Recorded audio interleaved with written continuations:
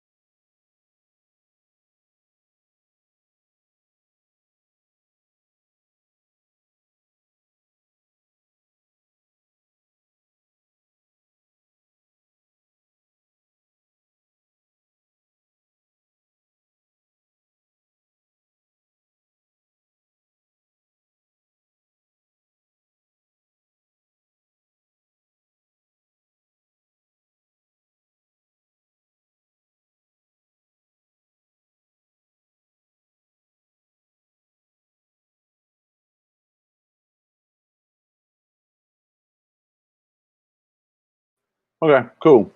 All right, man. Thanks so much for listening, man. I really appreciate y'all popping in today. I'm going to play a couple motivational speeches, some the stuff to get you going. I know I need some stuff right now to get me going. So we're going to play first. We're going to play. Let me see. Hold on. Where was this at? What's the guy at? We're going to play, man. We're going to play Tony Robbins, a Tony Robbins speech, and then or Tony Robbins talk, and then next after that, we're going to play David Goggins. David Goggins is a fantastic guy, man. He's actually he lives in Indiana for a long time, I guess. And he went, he lost, I think it was like close to 100 pounds, man, in like 2 months, so he could become a Navy SEAL. So this guy's a badass, man. So hopefully you're in here listening, and this is literally something that you need to do every day. It's like a positive affirmation, but you need to do this every day, man. And if you don't, you put yourself just in a bad position, Yeah. So hold on a second. Here we go. Let's see. Let me stop this. I'm going to share screen. Tab.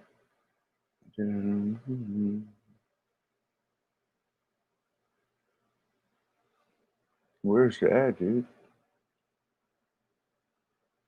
You see, you got all these windows open, man. All right, ready? Here we go.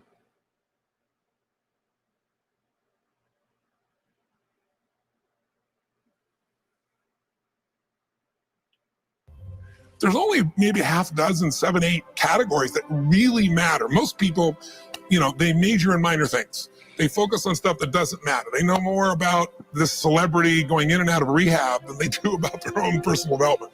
But I look at, say, if you look at your body, without that, everything else is out the door. You don't want to be rich, just man in the graveyard. That's not going to do it. If there is energy, if there's vitality, if there's strength, it's going to show up in your relationship. It's going to show up in your business, show up in your life. That's an area you got to master. You can't dabble. It's too important. Emotions are everything. I mean, you got a ton of money, you got everybody loves you, and your primary emotions are pissed off and frustrated, then your life's pissed off and frustrated. It doesn't matter if you got $1 billion or 1 million people loving you, your life is not great. Relationships, intimate relationships especially. It's where the most juice in life comes from. It's where the most pain comes from most people. It's worth mastering instead of dabbling. Really looking at what are you going to do with your time? And mastering your time. Instead of having a checklist, you cross it all off. You can mistake movement for achievement. I want to squeeze out of that time what matters, that creates value for me and for everyone I care about and love. What about your career or your business and the mastery of that instead of dabbling? Most businesses are dabblers. That's why they don't make it. 96%, any 10-year period of time, 4% make it. That doesn't even mean they're profitable. And it does not mean they're enjoying themselves, all right? Or they're getting anybody else to feel good. Really mastering money, so that it's not a question in your life. You can do and be and give and share as much as you want. You're not stressed about it. You live in a place of abundance. And then spiritually, really, I think, I don't tell people what to believe spiritually, but I believe that ultimately, whatever you believe, you got to live it. And it should lead to growing and giving. If you're growing, you feel alive. If you're giving, you feel 10 times more alive. And I think if someone can celebrate and give, then that's spiritual state. So to me, those are the areas I look at mastering. Business, for sure, but it's the areas of life that matter most. And most of where we spend our time doesn't make people feel fulfilled. That's why the average person is not fit and healthy. The average person is not in a relationship where they have tremendous passion. I'm not a dummy. I'm not a positive thinker. I know the truth. The average person is not successful in business. The average person is not earning what they want to earn. But you know what? Very few people have those things, but a few do. A few are happy, fulfilled, spiritually alive, financially strong, their business is growing, they have passionate love affairs, and I'm obsessed with finding the few who do and find out what they do different and teach them to everybody. Everyone's going to measure themselves differently because everyone values things differently. Some people value success or significance. Some people value love more. Some value just basic levels of certainty. So when I look at the specific metrics, I really look at metrics of what are the things that need to be measured to know if your life is going to work or not.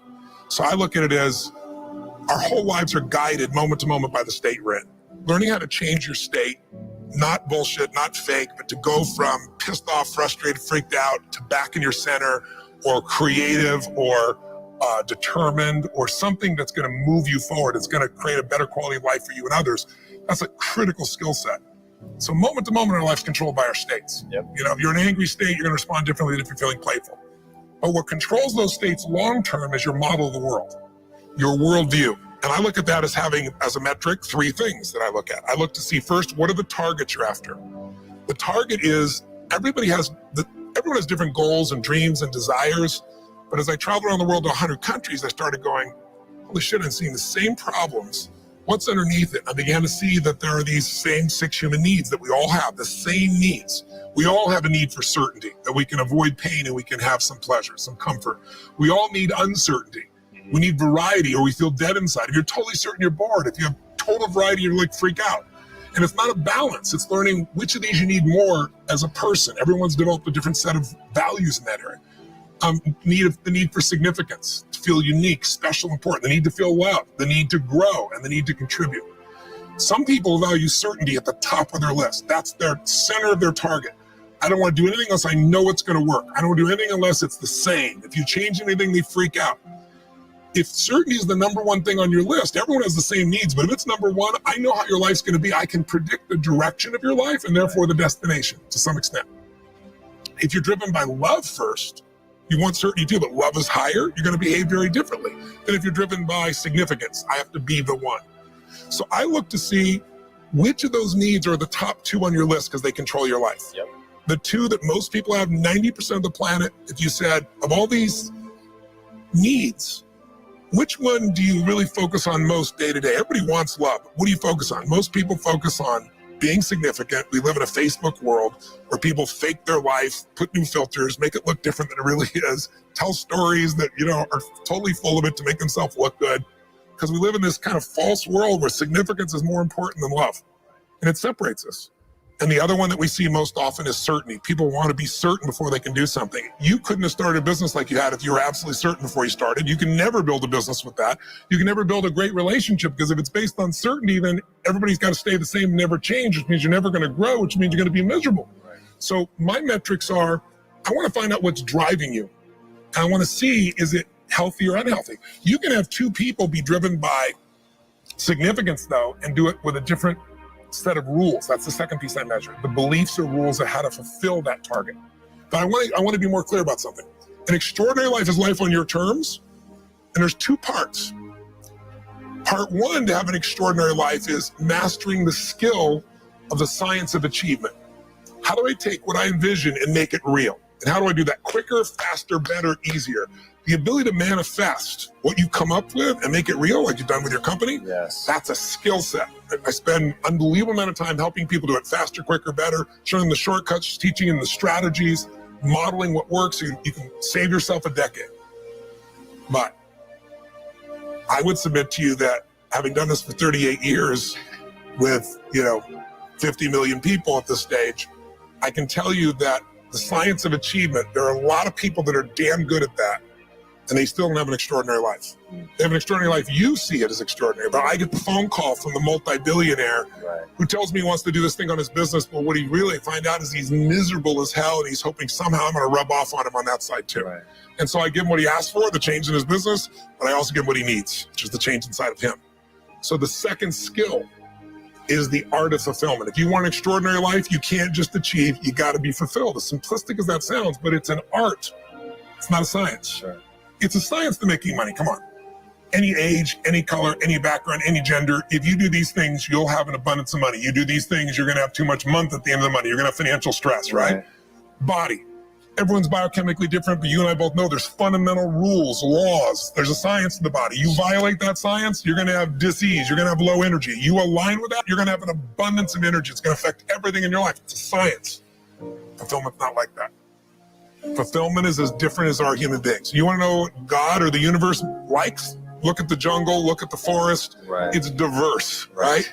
So most people think, well, I wanna get that, because they've been modeling somebody else, and that might work on how to achieve something. It'll never work for what to fulfill you. How many people you know, like you, got what you thought you wanted and you weren't fulfilled? Right.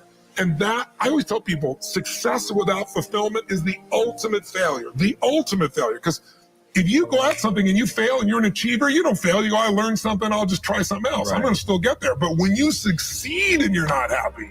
So a perfect example of this, I mentioned in the seminar you were there because it hit me about a year and a month ago, we lost what I consider a national treasure, Robin Williams. And I asked people, how many of you love Robin Williams? Everybody raised their hand all around the world, right? He made people laugh. People were touched by him. So how good was he at the science of achievement?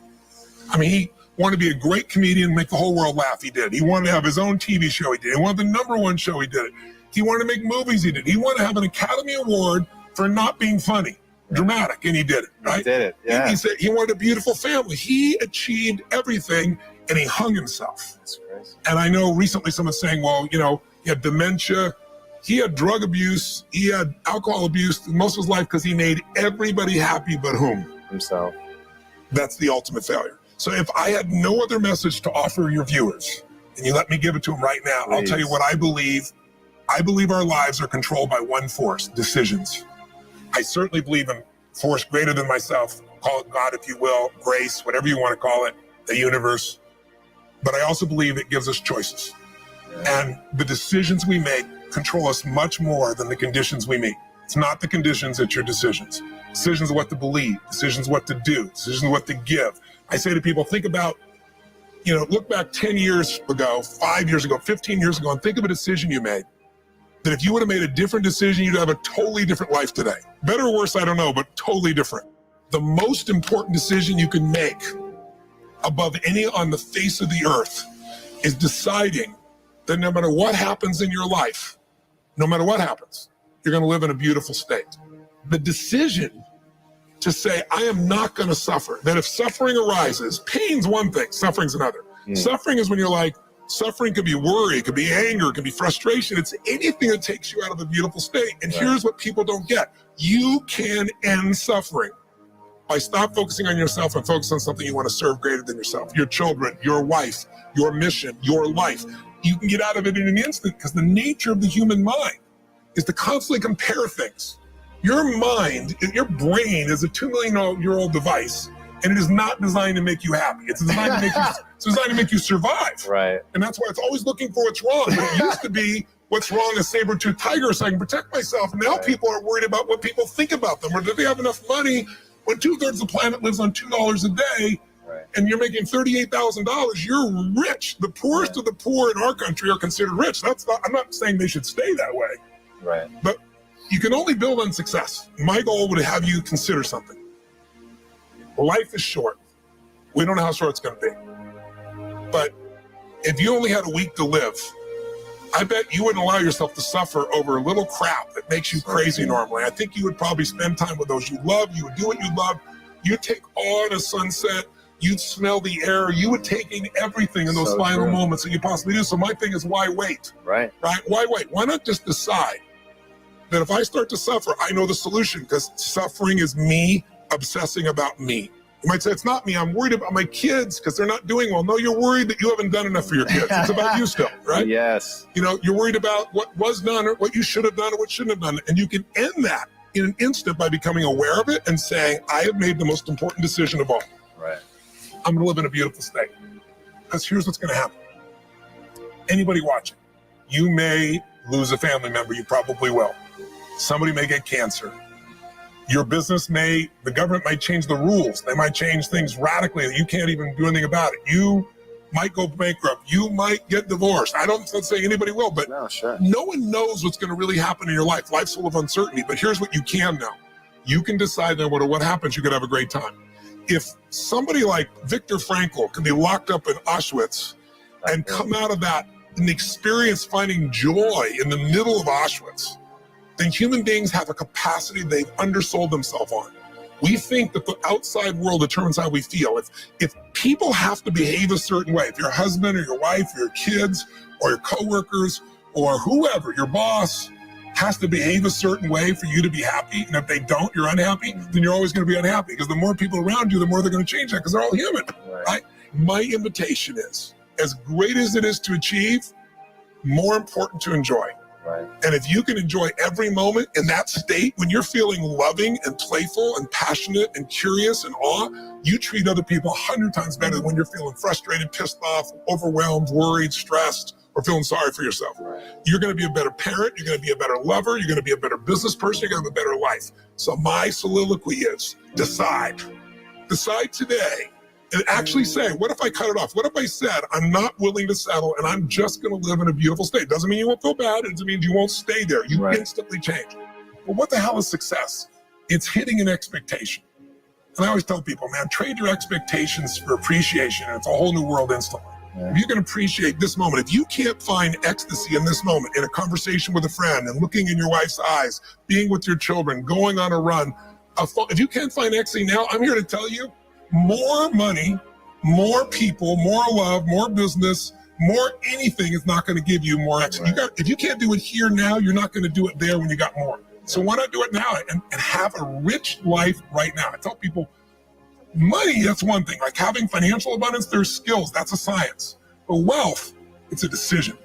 It's like you can be wealthy right now. I live in Fiji a good portion of the time. There are these villagers there. They're the richest people I know. They're happy. They laugh. They love. They don't give a damn about the economics. Other people say they're poor.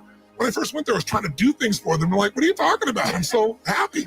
Wealthy people come over from the United States and they go travel around and try to figure out what to do. And they're going to spend 9 years to do this and this and this so they can finally sit down and be happy. And the Fijian guy goes, why don't you sit on the beach right now, dude, and experience it? Why spend the 9 years? Why not have it now? That's my invitation.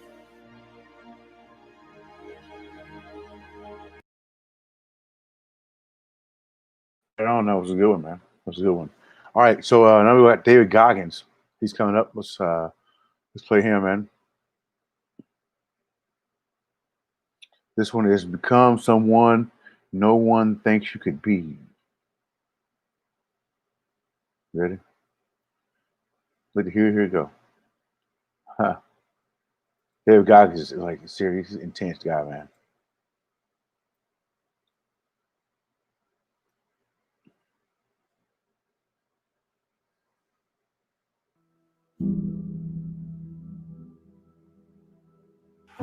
A lot of times I'll be in a 200-mile run or something like that, and I'm all jacked up. Body's broken, mind's broken, spirit's broken. I start to say, what if I can pull this off? When I first walked into the Navy SEAL recruiter's office, he looked at me and said, there's only been 35 African Americans in 70 years make it through. You know what I said to myself? What if I can be the 36th? It's the what if I can pull off a miracle. What if I can become someone that no one thinks I can be? And just me talking about that, I have the hair going up on my arms because it makes me just like, what if I can be that guy that people who call nigger and this and that? And now I'm speaking at Tom Ferry's event. What if? That's it. I came home one night from work spraying for cockroaches. And long story short, I turned on the Discovery Channel. I saw some guys going through Navy SEAL training. And they were going through Hell Week and they were getting their ass just beat. You know, in and out of the water, guys ringing the bell. They were just suffering. And I was weighing like 297 pounds. And I had to make a change in my life. You know, I was at an all-time low. And I wasn't going anywhere. And I was exactly what everybody said I was going to be, which was nothing. So I had to make a change.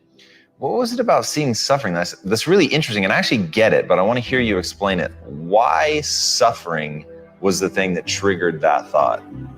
Well, for me, growing up, I came from a horrible background. I got called nigger every day of my life growing up, lived in a small town. The Klan headquarters at that time was about 20 minutes from where I lived. One of the high ups in the KKK, son, sat behind me in 2 classes. So he called me nigger all the time. Got my first car. They spray painted nigger, we're going to kill you on it. So I was just an insecure, scared kid. And the only way I could find myself was to put myself through the worst thing possible. I'm going to say the exact opposite of what today's world is saying. So we read a bunch of books nowadays. As humans, we We want to find out how to be someone else. What we don't do is we don't go inside. So literally turn yourself inside out. Read the book that's like we're writing a book every day of our lives. Every day we're seeing who we are as people. When I was growing up, I lied for people to accept me because I didn't accept myself. So I would make up stories so that you would accept me into your world. I would, everything I did was for someone else to like me. It wasn't until I started reading my own book about how pathetic I was as a human being. I could blame my dad. I can blame kids at school. I could blame having health issues, ADD, my mom not being around. Great mom, but she was doing her thing. I could blame a lot of people. And that's the book I was reading. And I put it off on everybody else. It wasn't until I said, you know what? For me to fix this, I got to read what the fuck is wrong with David Goggins. Not blame anybody. Read my book and say, okay, I'm afraid of my shadow. How can I overcome that? Go in the military, get your ass kicked, do things you hate to do. Be uncomfortable every day of your life. Roger that. I'm not the smartest kid in the world. Okay. Instead of somebody saying, oh no, you're smart. No, don't say that to yourself. I said to myself, no, I'm a dumb.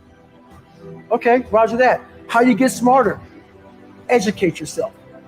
So the things that we run from the truth. We're running from the truth, man. So the only way I became successful was going towards the truth. As painful and as brutal as it is, it changed me. It allowed me to become, in my own right, who I am today.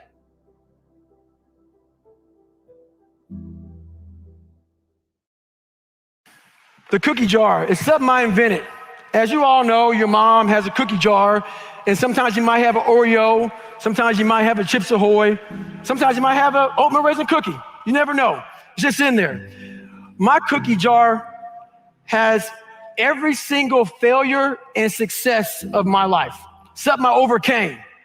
So what happens in time of life when you're stressed out and things get bad, even the hardest guy in the world, me, everybody thinks, and I think I'm the hardest guy in the world. You got to believe that. You got to believe you are something. I will, in my mind, reach into my cookie jar, and sometimes you forget how hard you are in times of need. Because you're stressed, but you forget. I'm a Navy SEAL. I'm a Ranger. I'm this and that, but you forget all that because your life sucks. I calm down, take that 1 second, get control of my life, reach in the cookie jar. Well, you got called nigger your whole life, and you're now the only person in history to do this, and this. Put it back in the cookie jar, reset my mind. You have to remind yourself of how badass you really are in times of need. That's the cookie jar. Yeah. Yeah, man. The best way for me to get how I feel across, I can't sit here and say, you know what, yeah, I went through Hell Week, and man, it was really hard. No, that takes your damn soul, rips it inside out, and then they say, now we're going to start. It allows me to express where I was at a point of my life. If I don't give you all of me, why the hell am I here? Why? How will you learn from me? People take so much offense to me. You will never learn from people if we always tap dance around the truth. Oh God, I love that. We tap dance around the truth by finding the right words so I don't hurt you because you have thin skin. No, tighten up, people. It's okay. Trust me, it's okay. You might be called nigger one day. It's okay. You might be called some Jewish word or some faggot or gay word. It's okay. Let them call you that. What are you going to do now? They don't own your life. How are you going to control that now? How are you going to flip it upside down and say, Roger that, now I'm going to harness this and you'll read about me years from now? How? That's the question. How are you going to do that? Thicken your skin. Become more of a human being. Don't be afraid of the reflection in the mirror. That's all you can be afraid of. Once you overcome the reflection in the mirror, you've done it.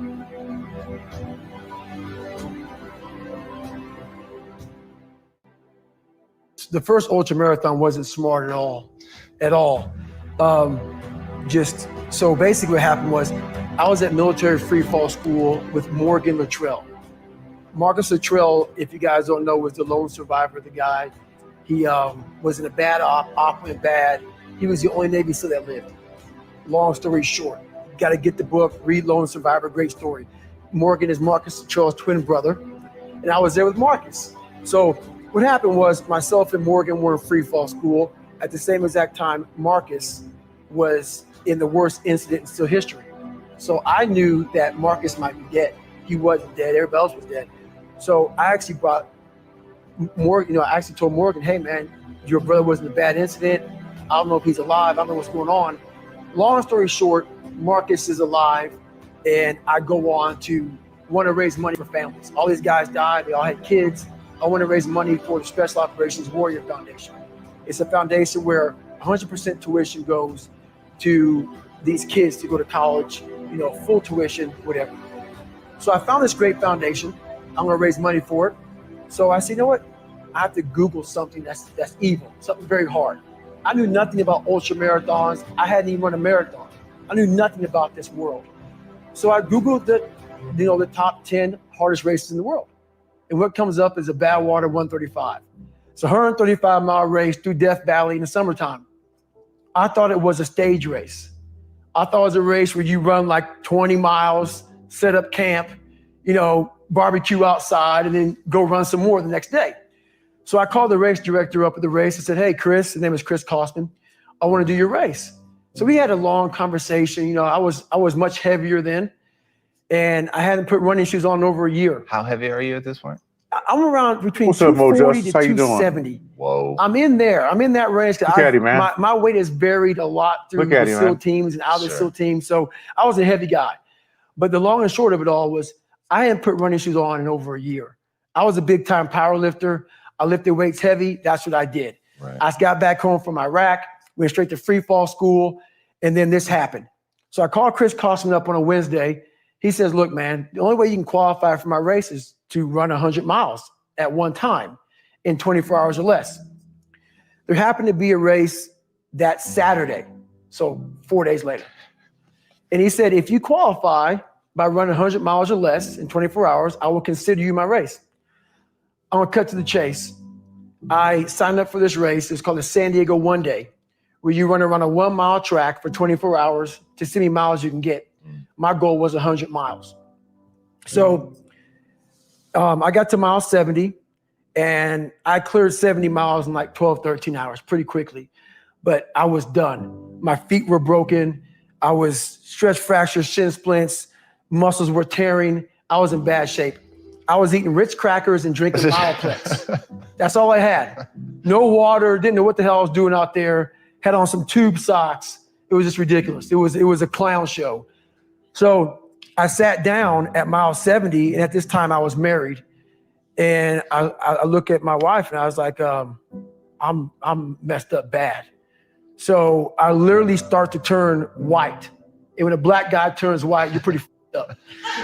So here I am, I'm all f***ed up in this chair.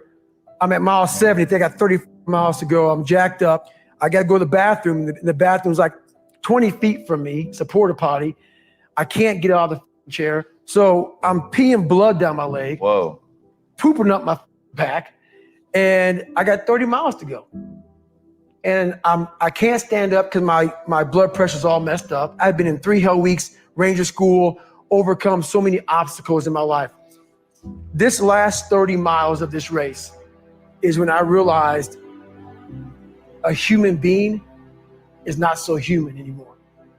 We have the ability to go in such a space if you're willing to suffer.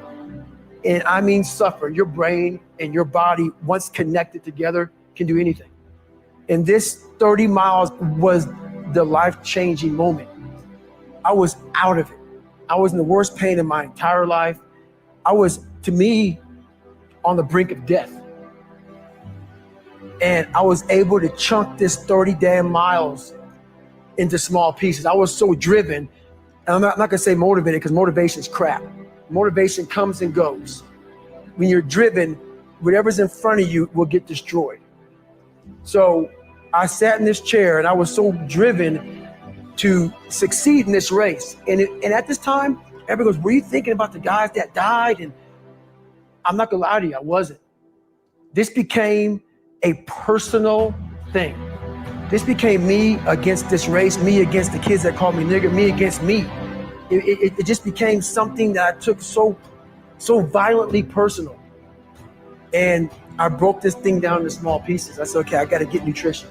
I gotta be able to stand up before I can get off this curb and get off this chair and be able to go 30 miles.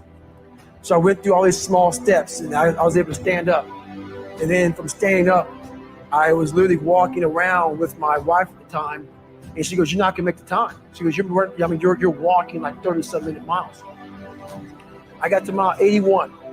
And the second she said that I'm not gonna make the time, I ran the last 19 miles nonstop. And I can show you right now when we get done with this. Matter of fact, I'm gonna show you right now. This was years ago.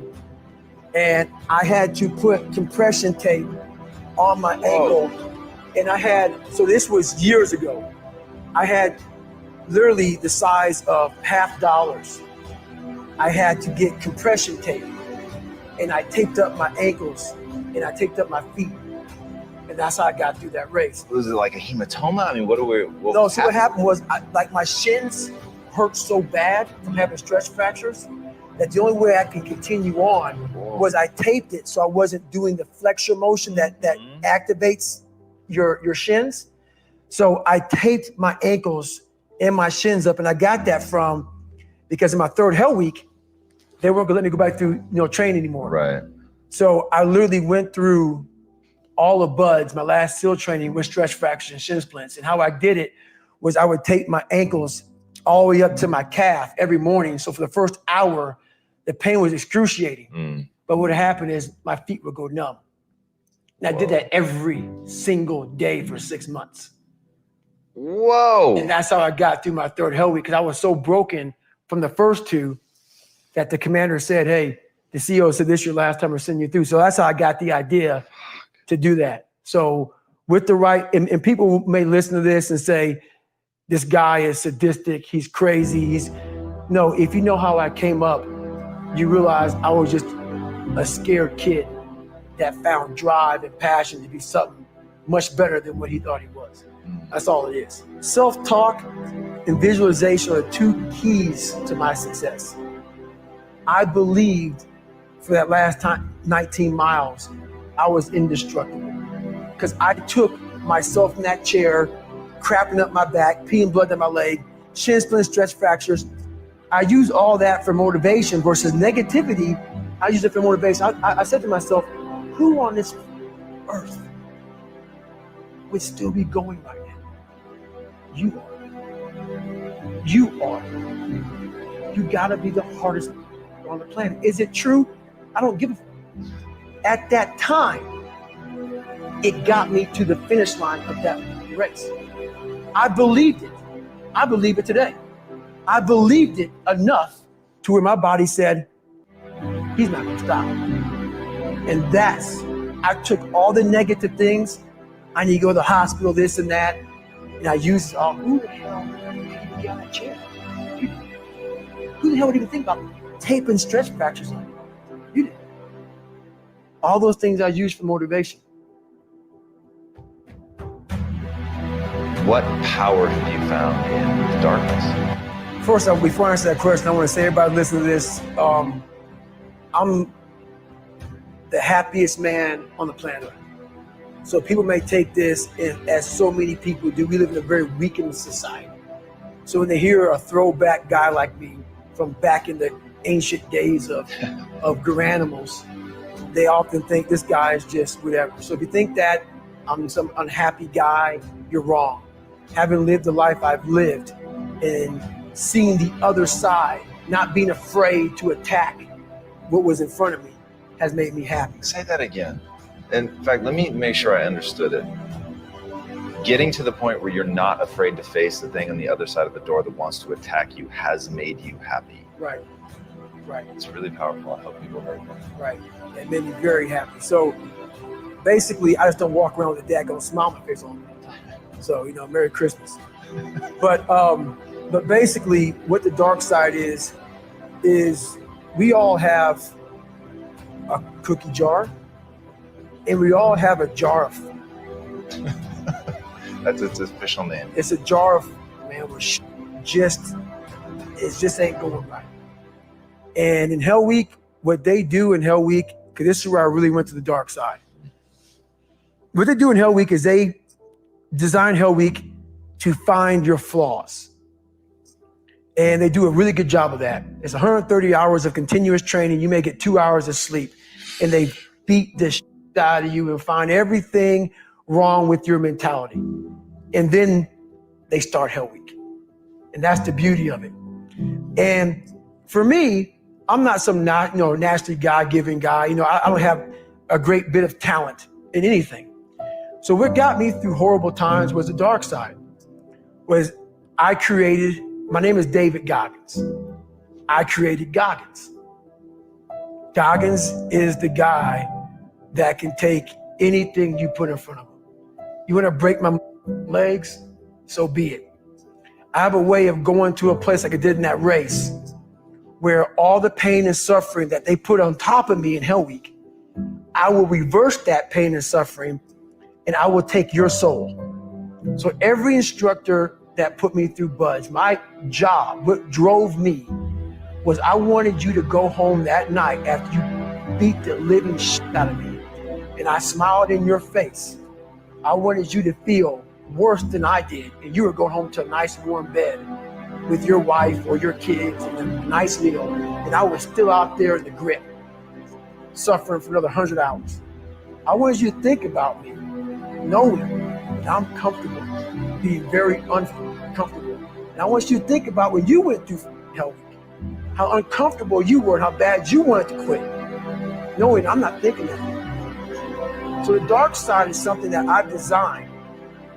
It's an evil place I can go that very few things can hurt me. I use the hurt you're trying to put on me. I flip it upside down and use it. You trying to use it for kryptonite? No. It's power pillars for me. I'm using it for strength. I just flip negative and positive. That's all it is.